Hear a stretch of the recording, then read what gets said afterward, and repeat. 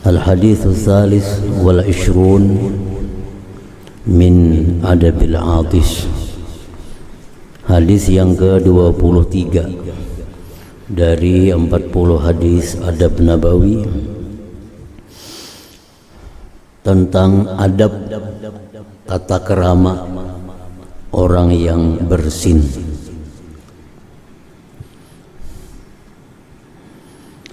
An Abi Hurairah radhiyallahu anhu qala kana Rasulullah sallallahu alaihi wa alihi wasallam idza atasa wada'a yadahu aw thawbahu ala fihi wa khafada aw ghadda biha sawtah.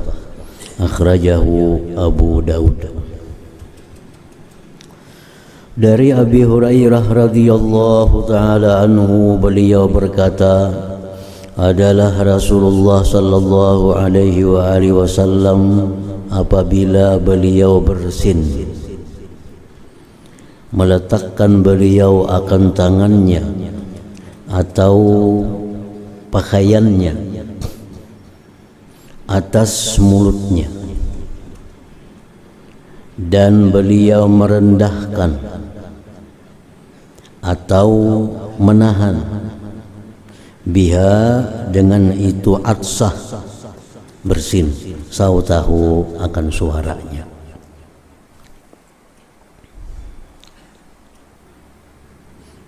Hadis dikeluarkan oleh Imam Abu Daud.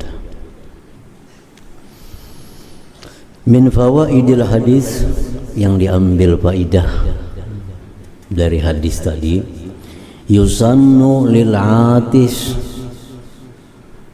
sunat bagi orang yang bersin, ayyada'a yadahu, bahwa meletakkan tangannya, au thawbahu, atau pakaiannya, ala fihi, atas mulutnya.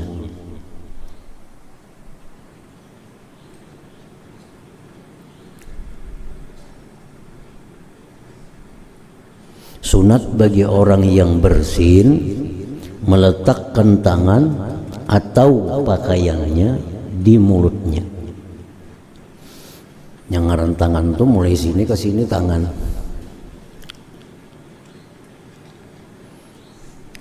Nah, hadis lain ada yang menyebutkan idza atasa ahadukum falyadha kaffaihi ala wajhihi. Ada hadis lain menyebutkan bila bersin salah seorang kamu, hendaklah dia meletakkan kaffaihi, dua telapak tangan, atas wajahnya.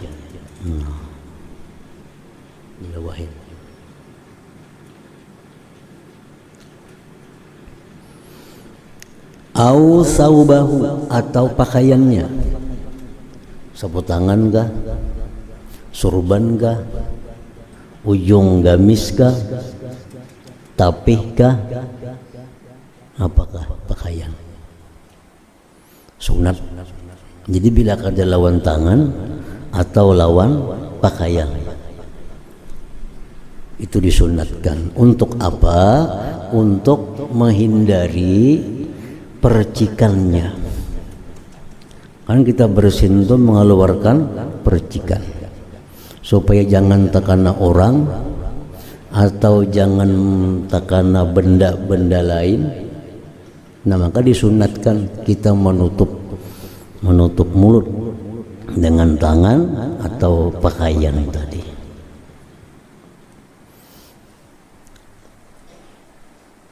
Inti daripada itu adalah menahan, jangan sampai ada cairan-cairan yang keluar dari mulut. Lawan tangan kah, lawan pakaian kah, lawan tisu kah, yang penting intinya jangan sampai percikan itu mengenai tempat atau orang. Apalagi orang yang bersin ini orang yang ada penyakit di tubuhnya, ada virus misalnya, atau ada bakteri di tubuhnya. Nah itu bisa keluar percikan itu virus, keluar bakteri yang bila kena orang lain itu bisa menularkan penyakit ke orang lain. Atau karena tempat, kemudian tempat itu dijamah oleh orang lain, nah bisa menularkan juga kepada orang lain. Nah makanya Nabi mengajarkan, disunatkan kalau bersin itu menutup mulut, baik dengan tangan atau dengan pakaian atau dengan apapun, yang intinya jangan sampai percikan itu mengenai tempat atau orang. Para ahli kesehatan menyebutkan kalau kita batuk itu mengeluarkan percikan dari mulut kita sebanyak 3.000 percikan. Cuma kita kadang melihat, itu bisa dilihat dengan alat pembesar. Kita batuk, itu keluar dari mulut kita percikan sebanyak 3.000 percikan.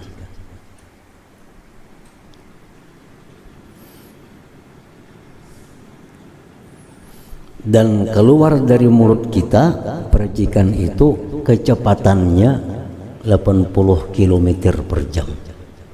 Itu batuk. Kita batuk misalnya, nah itu mengeluarkan percikan 3.000 dan kecepatannya ini 80 km per jam. Itu menurut kesehatan. Nah makanya batuk aja sudah demikian. Kalau bersin Bang Wahid, nah kalau bersin itu jar orang kesehatan itu mengeluarkan percikan dari mulut kita 40.000 percikan. 40.000 keluar percikan. Bayangkan kalau orang kena virus bersin, 40.000 virus menyebar. Dan kecepatan cairan itu keluar dari mulut kita kalau bersin itu dihitung orang 321 km per jam. Orang Wahid tuh itu mencurat, ini lajunya itu 321 km per jam. Nah makanya Nabi menyuruh bila mana bersin tutupi, karena ini laju keluarnya, dan yang dikeluarkannya 40.000 jumlah percikannya. Coba kalau orang yang berpenyakit nih bersin, kada ditutupinya mulutnya, 40.000 penyakit menyebar 40.000 penyakit. Dan banyak penyakit-penyakit yang menular lewat air liur, lewat percikan. Orang TBC misalnya, orang flu, orang influenza, orang apa lagi nih, orang kena virus, macam-macam virus apa itu kalau bersin kena kita, wah kita dapat virusnya. Jadi etika adab bersin itu diatur oleh agama kita. Kenapa? Karena ini bisa membahayakan orang lain.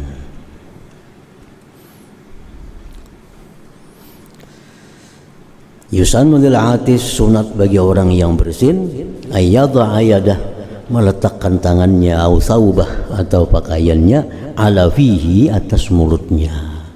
Nah kalau tangan kita menutupi, nah di tangannya aja kumpulannya bakteri atau penyakit, nah disuruh kita basuh, bersabun. Dengan bersabun itu matian virusnya. Nah, jadi dengan adanya masker itu, dengan adanya masker maka orang lain jadi aman.